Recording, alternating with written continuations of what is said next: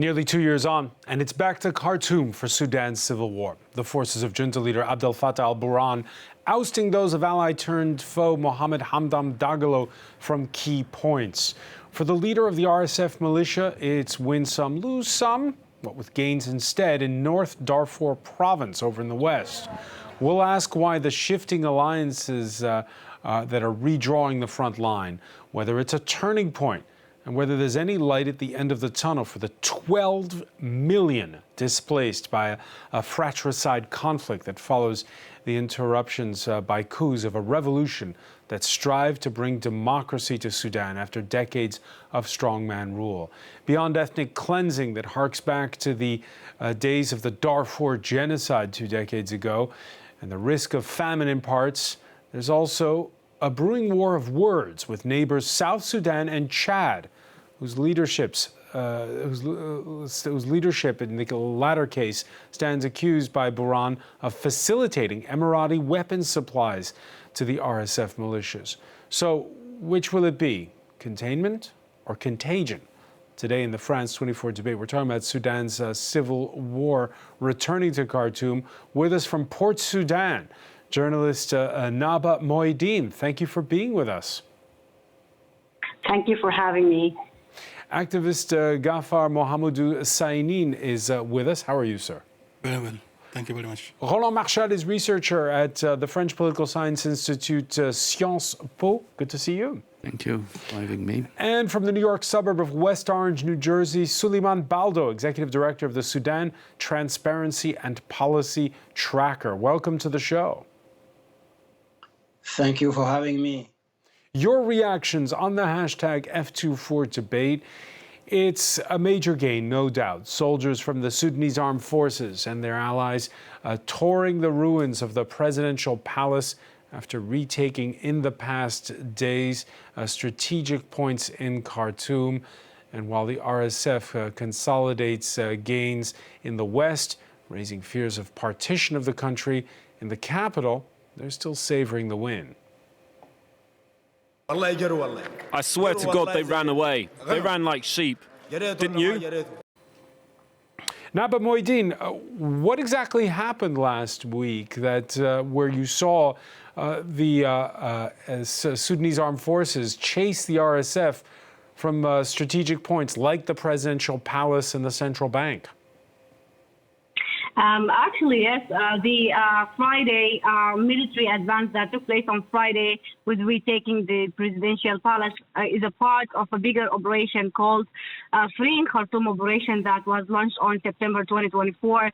We have seen the army for almost 2 years has always been on the back foot, but since September 2024, there is a lot of reports talking about military aid and military support for the Sudanese army by many countries, including Egypt, Iran, and Russia. So since then, we saw many new advances and gains by the Sudanese military that retook control of Wad Madani city, a very important city in central Sudan. The military also regained control of Suki, Dindir, Sinja, and recently large parts of the capital. So it's a part of a big operation called Freeing Khartoum operation. The Sudanese army on Friday retook the presidential palace, and next day the Sudanese army also retook some governmental buildings, including Central Bank of Sudan, Tuti Island, and central Khartoum generally, and the downtown. So we are expecting more escalation on the ground, and then we are expecting that the RSF will definitely in Khartoum will be in a back foot, but that doesn't mean the fighting ends here. We are expecting that it will morph into Darfur because RSF are reported to be fleeing from Khartoum to Darfur, and especially North Darfur and Fasher.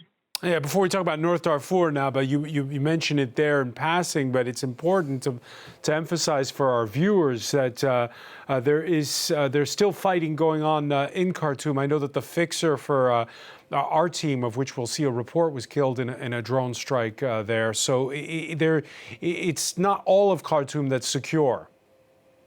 Sure thing. Yes, as long as it's a war, we can't say there is a place that is secure, or we can't say the fighting ends here. It's an open war with open scenarios. We can see right now the military has the upper hand right now, but maybe in few days it will be in a back foot again. So as long as it's a war, the Sudanese people are paying the high bill of this war. So yes, on the ground, there is military advances by the two warring parties. Sometimes the Sudanese military is making this new gains. Sometimes it's RSF, as we saw that RSF took control of Al-Malha city, an important village in Darfur. But as I told you, here the most important thing is how people are suffering from this escalation and this fighting. It's not only about the military gains; it's about how people are impacted and how people are killed and displaced by this restless war for almost years right now. And we'll be talking about the toll on civilians in a moment. Ghaffar Mohamed Husseinin, how do you explain this momentum shift, at least in the Khartoum area?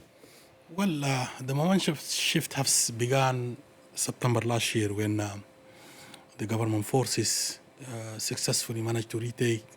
The momentum shift started from the area of Sinnar last year, September. That followed up by total liberation of... Because you heard Naba mention there foreign backing, but there was also alliances that have been taking place at the national level. Yeah, definitely, yeah. There are shifting alliances here and there, but it would come to that point. But I'm just trying to go back to the point of this major shift as took place in September last year. And then from that, the retreat after retreat. This was expected. What happened in Khartoum, and it is, even though for the population, it came too late after the people, entire country have paid a lot of prices, heavy prices in all parts of Sudan, because this major national installation from presidential palace, from all these ministries, from all this national TV, these were not taken by force at the time. RSF at the time was when the war kicked off. They were protecting this the major installation. So when the war kicked off, the army were not in a good position, and the RSF already in there. So they took an advantage of retaking. Yeah, but that was nearly 2 years ago, and now the fighting has come to the capital. Yeah, the war has never been ended in the capital, but now soon it's going to be finished in the capital. This is for sure. Now the government and its allies in all the reinforcement that are coming from all parts of Sudan, and not only the government is fighting here. There are also other major players on this one, like joint forces who have played really significant roles of defeating rapid support forces that had started in Sinnar, followed up in Jazeera, and followed up in Khartoum, and would follow up to the peripheries of Sudan. So not only the government, when the war started, the army were in really bad shape, but with the help of this other stakeholders, major stakeholders, joint forces, they managed to now retake Khartoum. The push will be to the Chadian border or Chadian South African border. I know the South Sudan border as well. Not South Sudan border, Republic of Central Africa. Central Africa border. Yeah. So these are the plan, and these are the ambition of the Sudanese people. Yeah, Suleiman Baldo, some of these other factions that have now sided with the government forces, they are Islamists, in some cases associated with the former regime of Omar al-Bashir. Yes, and it's a bit more complicated than this, because the Sudan armed forces in this war has not learned the lesson from the past, because it's waging war against a paramilitary force which had a base of an ethnic militia. The Rapid Support Forces is a hybrid force that combines a core of an ethnic militia with a paramilitary, which is a regular force of the state. Now the army is calling on all kinds of ethnic, ideological, regional militias to support it. The Darfur movements, the joint forces, are there already in alliance with the government. Initially, they were neutral, but then they joined the army fully. There are 17 militias that have been recruited on ethnic basis in Eastern Sudan alone. And some of the largest militias in Eastern Sudan are trained, armed, and provided with provisions from Eritrea. Therefore, a neighboring country with the consent and quiescence of the Sudan armed forces. In Blue Nile, there is no less than half a dozen such ethnic militias. And therefore, it's an alliance of militias, and we cannot say that the army fully controls forces that are fighting under its banner, including the jihadist, extremist, Islamist militias of al-Burhan ibn Malik, al-Furqan, and others, who are recruiting on their own name, having a very sophisticated media operation ongoing, who control certain weaponry. They are fighting alongside the army, but clearly with an agenda of facilitating the return of the Islamist movement to power in Sudan. So right now, what is the situation is very complex, and it's not entirely in the control of the army. So yeah, I was going to ask you, what does General al-Burhan control at this point? Well, it's very weak given the diversity and the autonomy of several of those militias. The same situation is actually happening on the side of the rapid support forces. It's a militia state that is happening now. We have the rapid support forces relying on ethnic solidarity to recruit units of fighters from Western Sudan and from the entire Sahel region, particularly Chad and Niger, where there are ethnic dimensions of the groups that are the constituency in Sudan of the rapid support forces. But at the same time, the army is relying on the same technique, which is reliance on militias to a large extent in the current war, including in Khartoum, in fact. And therefore, I don't see a military outcome for this conflict. It will perpetuate itself because of the weak control of the two parties and forces fighting on their behalf. Both sides weakened. Do you agree with that, Roland Marchal? Yeah, actually, that was a scenario we discussed for months because at the time there were these international mediation in Jeddah or Manana or in Geneva last August. And a fear among concerned scholars and Sudanese was that eventually the international community could push for a ceasefire. At the time, both main protagonists, the army and the RSF, would not be able to enforce it on their own sides. And I think we have to be cautious in the sense that the army over the last year has been doing what he has always done in the past, which is building militias to watch the war and control the militias by the supplies of weapons, ammunition, and money. This is what is happening today. It's really a copycat of what RSF has been doing for nearly 2 years. And this is a sign of strength on one side. We see the result in Khartoum, but is as well a sign of weakness in the sense that those militias have different agendas. They are all adamantly opposed to RSF, but then politically, how could you believe that Eritrea could be in the same basket as the Islamists? Tactically, yes. Strategically, no. As well, community self-defense group have been fighting and play a major role outside Khartoum. They will look certainly at the situation and see whether this new government that is supposed to come out soon in Khartoum is able to give them something they never received from Khartoum over the last 30 or 40 years. So there are a lot of question marks on what may happen in area today controlled by General Burhan forces. And as well, another question mark is whether General Burhan is willing, as he stated, to push operations, military operation up to Darfur to kick out from Sudan all RSF forces, which is not going to be that easy, or whether he will be focusing on restoring some kind of, with quote, law and order in Khartoum, appear as the legitimate government to talk again to the international community, to the Gulf state, and get support for normalizing the situation. In the part of Sudan, General Burhan knows he could have support from. And so now, at this point in time, when you see that the RSF is making gains in North Darfur province, that, as was mentioned, a lot of their fighters have gone back to the western part of the country, are we risking a second partition of Sudan? None of the leaders want the partition. But there is a political or military situation, and there is, for the time being, a lack of negotiation. There is no political process right now. Maybe the Saudi delegation is coming to. There was the United States. But there was, but let's now with say the Trump administration, this is off the radar. I think the last Biden administration tried just to make Sudan not an issue of the electoral campaign in the U.S. He succeeded, but he never tried really to. He wasn't serious about the mediation.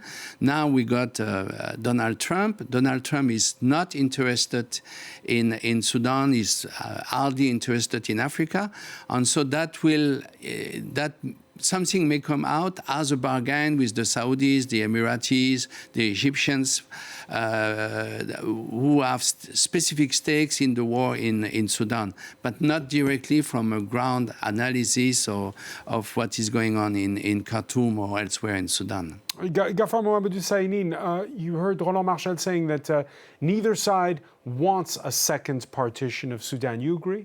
No, I not necessarily I would agree with that because, I mean, the attention, all the indicators, I mean, indicated that they now, after the rapid support forces, after they lost their A plan, which was the coup d'etat, getting rid of Burhan, the army institution, to be replaced by Hemeti, and now they resorted to the second plan. Second plan was to overtake Darfur, and that will.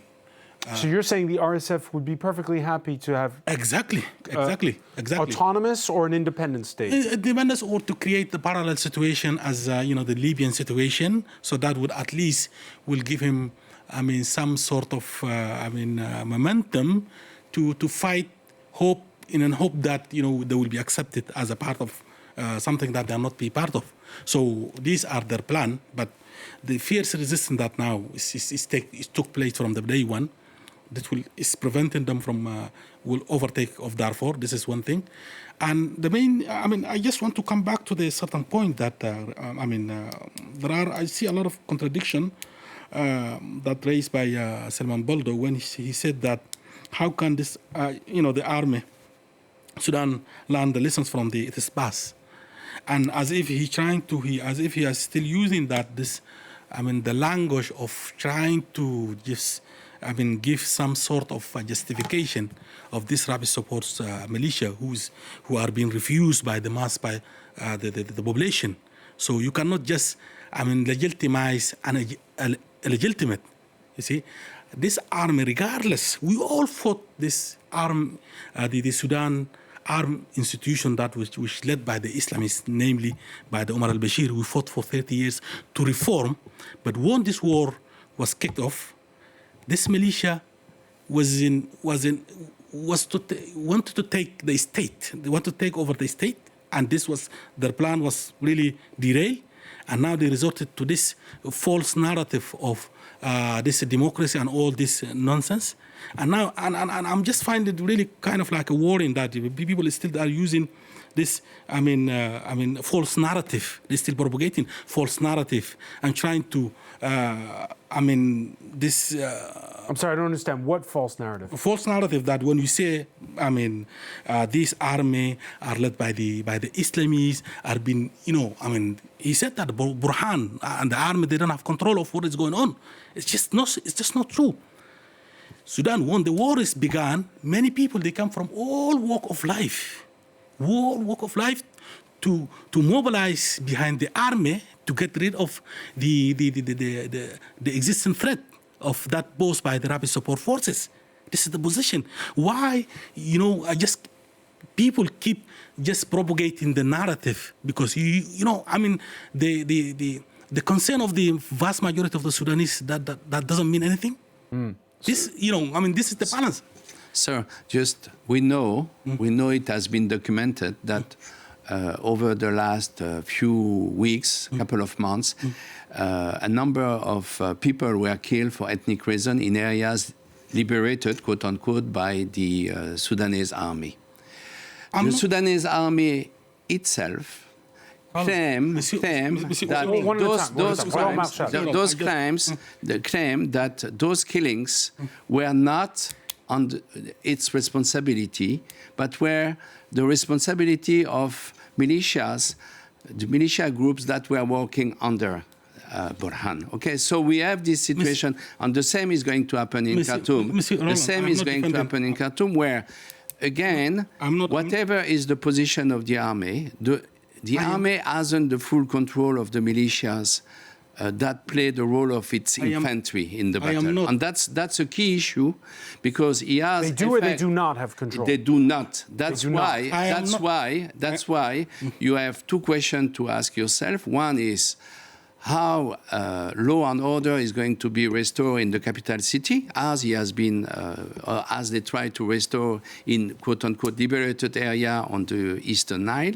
That's one question. The second question is, are those groups willing to, as the new constitution say, hand over all power to the military and just be simply assets, or are they going to be political player in what is going to come up in the next few months, whether they go to Darfur or stay in Khartoum? Mr. Roland, I'm just, if this Sudanese conflict, if we don't say the truth as it is, we will never get out of this problem. I'm not here defending this army. This army, 30-something years ago, they killed my father. And I claimed this in this same studio some years ago.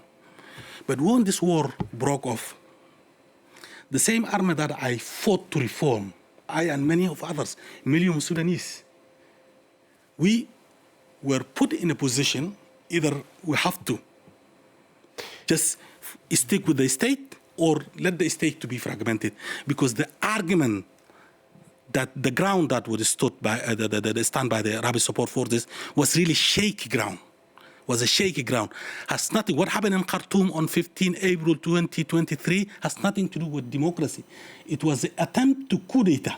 It was a well prepared in advance coup d'etat that has went bad, and the result now we are paying on that price. Let me bring in Suleiman Baldo, because you do monitor this. How much legitimacy right now does the Sudanese armed forces of General al-Burhan can they claim? We see it in the fact that wherever the army has recovered territory from the rapid support forces, there are manifestations of popular relief and support for the army and welcoming this. This is a reaction which is to be expected as a result of the massive atrocity crimes that the rapid support forces has committed across the Sudan in all areas that they came to control during this war. However, this does not establish the legitimacy of the Sudan armed forces because of the involvement of units that are fighting under skin control in the same kind of militia behavior of collective retribution and collective punishment of populations that are from Western Sudan in these areas. There is a factual information about the return of thousands of Darfuri back to Darfur in advance of the army offensive to recover Khartoum, because they were fearful that they will be, exposed to the same kind of retribution and punishment to which people in Jazeera were exposed, who are from Western Sudan background and Southern Sudan, by some units in the armed forces. Therefore, this is not a false narrative. This is simply commenting on objective reality. And Sudan Armed Forces, when I say it hasn't learned from the lessons of the past, it has created a monster. We agree with this. This is the Rapid Support Forces, but it still continues on the same behavior of nourishing and building power for ethnic militia with the belief that, the officer corps in the Sudan Armed Forces believe that they can control these militias, which is really, history has repeatedly proven time and again that militias will remain what they are, controlled by very narrow agenda with no responsibility for their conduct under international wars of law. Let me bring in Babu Moideen on this, because you're in the city of Port Sudan, which was acting as a de facto capital for a while there, and may still be for a while. When you think back to those heady days of 2019, when the junta blinked and when there was a revolution, did you see this downward spiral coming? Sorry, can you ask me your question again? Did I see what? Did you see the fact that we would descend into a civil war of this type, where neither side can claim to control much, and where there's lots of civilians who are being killed and displaced? Actually, yes and no. We can say yes because this war is totally expected, as we saw since 2019 until 2023 April, when the war erupted. It was a power struggle between General Abdel Fattah al-Burhan and General Mohamed Hamdan Dagalo, with all parties allying RSF, apparently allying RSF, and now are trying to form a battle government. So yes, this war is expected, and and actually it's a deterioration of the political situation in Sudan generally, and it's a frustration to the aspiration of people who ousted the long-time ruler Omar al-Bashir with a very peaceful revolution since 2019, and then and when Hamdok came, it was also a spark or a glimmer of hope that Sudan is going into the right path for democracy. So this war is a result of a power struggle, because we can't see a ship with two captains.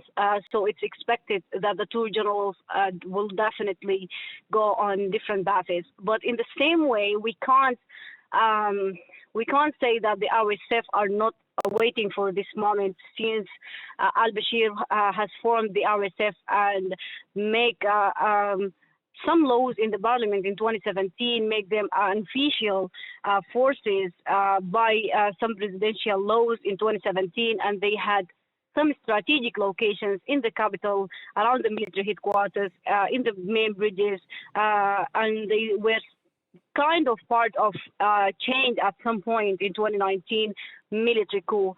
So RSF has always been waiting for controlling how we can say it. The RSF has always been keeping an eye on the power and wants to rule the country.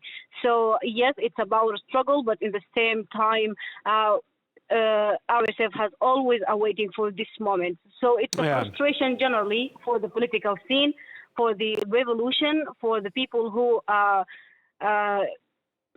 were inspired and inspired millions of people around the world with a peaceful revolution in 2019. It's a frustration that people are getting killed and injured and displaced. They are seeing their families going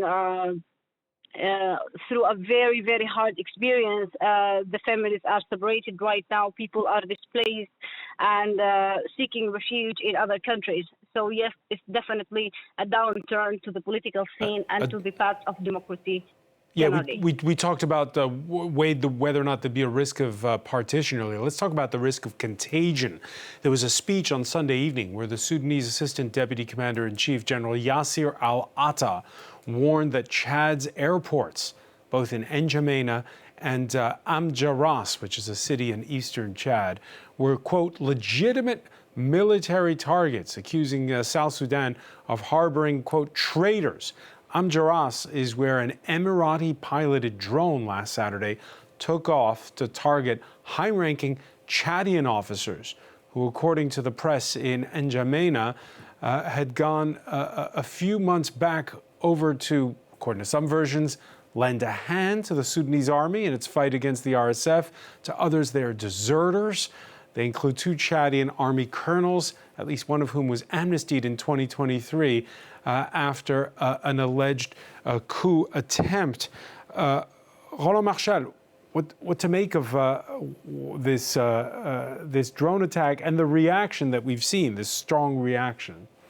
Okay, maybe the first thing to say is Yasser Arafat is known to be the one expressing very strong views without nuances and diplomatic care. The second is Yasser Arafat certainly represents a certain trend or certain mood within the army that is that this war would have been lost by Hemeti long before had the Emiratis not supported him. And according to Burhan, Yasser Arafat, the international media, Amnesty International, and so many other observers, Chad play a very important role supplying weapons, ammunition. All right, let's break that down into 2 parts. Let's break that down into 2 parts. First of all, the evidence of the Emirati help to the RSF, it's in fact plentiful. Back in December, the Reuters news agency published images from Maxar Technologies that showed at least 86 flights from the UAE have headed for an airstrip at Amjaras since the war began in April 23. 3/4 of them operated by carriers accused by the UN of ferrying Emirati weapons to a warlord in Libya. That's according to the flight data and corporate documents reviewed by Reuters. A month later, Maxar, that same company, spotted more of these RSF drones in the capital of the state of South Darfur, Nyala. So the evidence is there, the Emiratis shipping weapons, equipments, and these drones. Yeah, the Emiratis still denied it officially, the same way the Chadian president denies to provide any support. Why are the Emiratis all in with the RSF then? I think because because they have gambled on it. And I think the Emiratis like strongmen. They like people who are opposed to Islamists. They are in business with Hemeti. Hemeti has been crucial in the war in Yemen, supplying men who fought better than the Sudan army forces. And they bet on him. The same way they bet on Abiy Ahmed in Ethiopia, or they bet on Puntland president in Somalia, or Ahmed Madobe as well in Somalia. So the Emiratis are known to make those kind of gambles, and there are good reasons. It's not irrational. The point which is difficult to understand is why they need war to impose their candidate. Maybe politics or diplomacy could have played maybe a more effective role. And second, at this point today, where the UAE is mentioned by international press, by all human rights organizations all over the world, what are the Emiratis winning, if not what they want to achieve, except maybe starting a political process, a new negotiation on the future of Sudan? They are in a stalemate, let us say it. Emiratis, I think, you see, I mean, the notion of fighting the Islamists, I think this is pretext. For me, So what's in it for the Emiratis? No, okay. What's in it for the Emiratis? I'll come for that. For the Sudanese, for the obvious Sudanese, the Emiratis, the Islamists, the same coin on 2 faces anyway. So what are the Emiratis in for? That's a very good question. I think the Emirat, all the office evidence, they indicated that they are not acting alone. They are being used as a regional agent by the very strong forces to just destroy Sudan. So who's pulling the strings there? Well, I think the Israelis, the Americans, the West, because of there is this idea that I mean, this army is being taken by taking control by the Islamists. And I think this is not true. Yes, within the army in the last 20-something years or 30 years was dominated by the Islamists, but the vast majority of the armies, they have nothing to do with political Islam. All right, so I think this idea of now is the time to banish this Islamist, the army, the Islamized Sudanese National Army. I think this is the idea. So in order to do that, to use Emirat, which is a local regional agent who act on its expense. Emirat is using their own resources to destroy Sudan. I don't think we should go that far. I believe General al-Burhan is the one, not Hamdok, to go to, if I remember well, Uganda to meet Israeli officials. So the question is not this one. The question is, you get into a political situation when you have two strong men, you have to choose one. On the Emiratis. The Emiratis choose. So Suleiman Baldo, let me bring in Suleiman Baldo. What say you? This war has fed a lot of conspiracy theories. One of them is that the Zionists are behind the effort of the Emiratis to back the rapid support forces. Of course, there is no evidence of that. It doesn't make sense, as Marshall has reminded us. Burhan was the first to meet with, the Prime Minister of Israel, Netanyahu, in Entebbe, and then there were visits by Israeli intelligence to the Sudanese army, enterprises, economic enterprises. The army is seeking normalization with Israel so that it can rebuild its weapon manufacturing capacity and make its companies that are totally corrupt and negatively on the books more profitable and so on. So there is, that takes care of any question, of a conspiracy of world powers to destroy Sudan. The fact of the matter, there is no denial of the influence of the Islamists behind the army and its current war.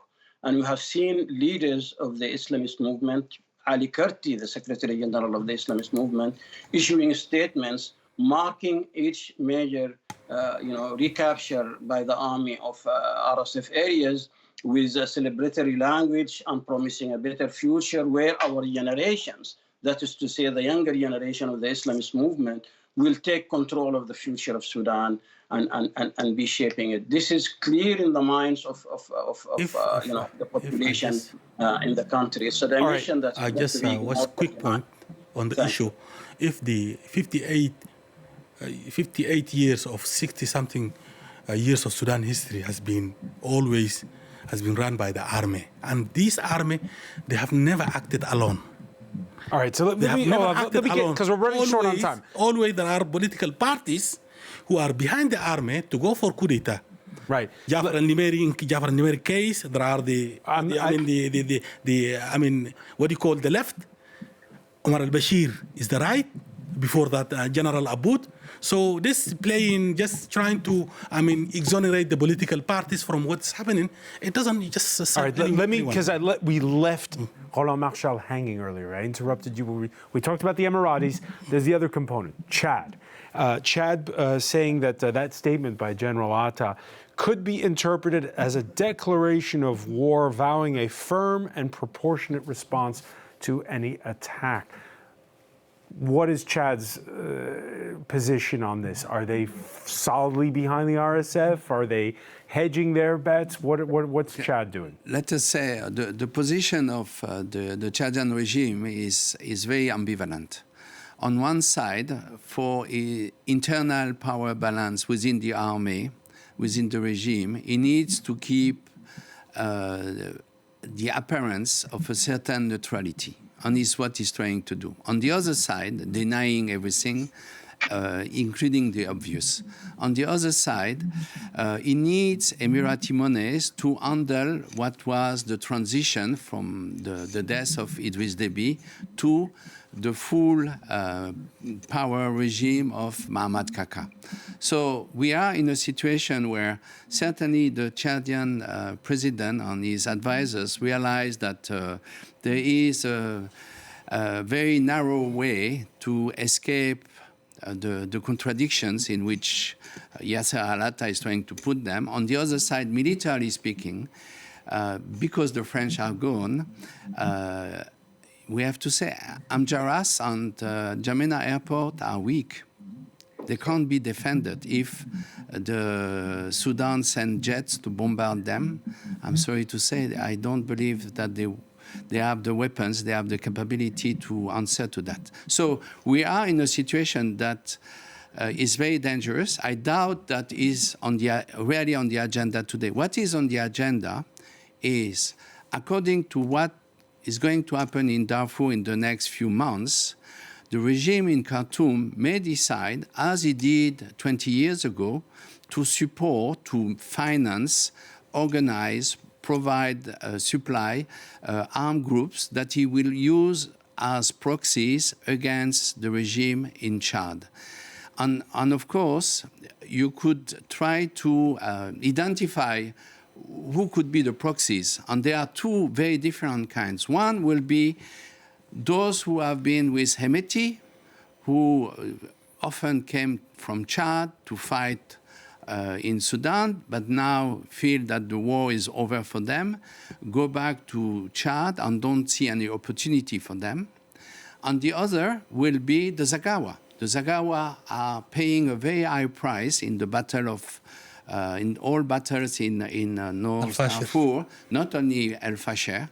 And those people, of course, they are very bitter that their kinsmen in Chad actually did not show the solidarity they were expecting for all money they received from the Emiratis. So we don't know yet whether we go into that kind of scenarios. But one thing is sure, is people often, especially Sudanese, underestimate the ability of this regime in N'Djamena to defend itself. And I want to conclude on that. It's easy to use, ethnic groups as pawns and believe that history could repeat itself. But when you look the mechanism by which you could create credible political military groups, you understand that the regime in Chad, yes, it could be confronted, but history is not written, and this regime may be strong enough to survive any proxy war organized by Khartoum. With or without the French. With and without the French. All right, we'll have to leave it there, unfortunately, because we're running short on time. Much more to talk about. Ghaffar Mohamed Sainin, I want to thank you. I want to thank Roland Marchal, Suleiman Baldo in West Orange, New Jersey, and Naba Moeddin for being with us by telephone from Port Sudan. Thank you for being with us here in the France 24 debate.